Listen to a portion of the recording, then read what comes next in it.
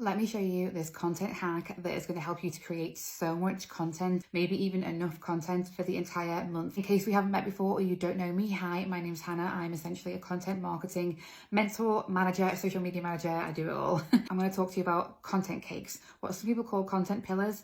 I call it a content cake, and I'm going to show you why. Let's say that you are a confidence coach. This is your cake, aka your content. Let's say that you have, I'm going to split this into 4 pieces because you have 4 pieces of cake within your content that you can talk about. So split it into 4. And let's say maybe these are your 4 pieces of cake within your business. You have imposter syndrome, goal setting, self-care, and limiting beliefs. And those are 3 topics you're really confident talking about, that your ideal client wants to talk about and needs help with, and you're going to talk about these. So let's say you're going to create 4 posts, and you're going to create a post around self-care and goal setting and imposter syndrome and limiting beliefs. And then you're like, okay, I'm out of ideas.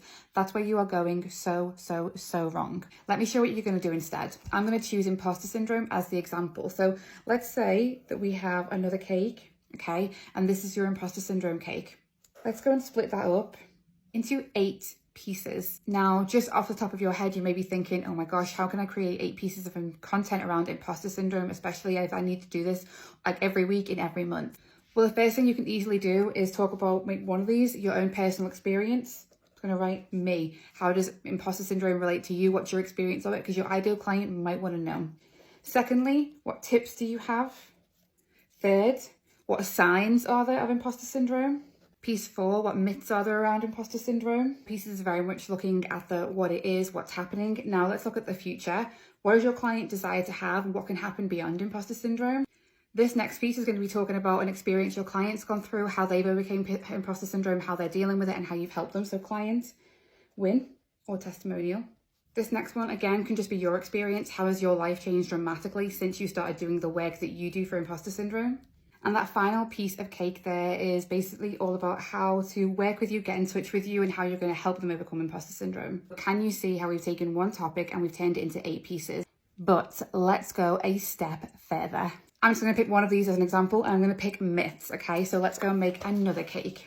I'm not even going to do a circle. This is literally the slice. Now, I want you to go and pick 5 myths. So I've gone ahead and written down 5 different myths about imposter syndrome. Myth number 1, it's very uncommon. Myth number 2, it affects women only. Myth number 3, it's only in the workplace.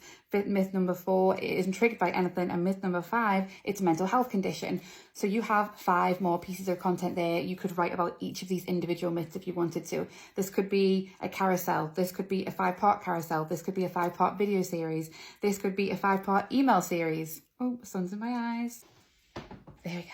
And now we're going to take this one step even further. You could take each of these pieces of content and repurpose them to multiple platforms. Oh, had to redraw a new slice. So now we have our 5 different myths, and you can put them out onto multiple different platforms. And the example that I've got here is putting each of the piece of content around each myth on 3 different platforms. I've got TikTok, Instagram, and Pinterest. Obviously, that completely depends what you want to do.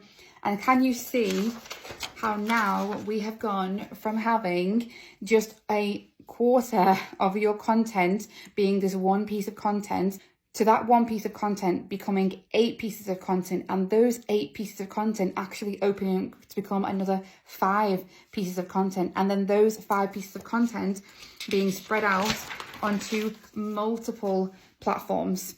And the thing is, you don't then need to do this every month. If you do this and you get loads of content out, when you get to the end of the month, all you need to do is look back, review what has worked, what got the highest engagement, what do people comment on, what do people like, and recreate that content. You do not need to recreate the wheel at the beginning of every month or every week. Do not be afraid to repeat yourself when it comes to your marketing. I'm not saying repost the same video every week, but repost the same topic, the same theme, different formats. If you found this helpful, make sure to save it so that you can always come back to it. You're going to want to come back to this unless you took notes.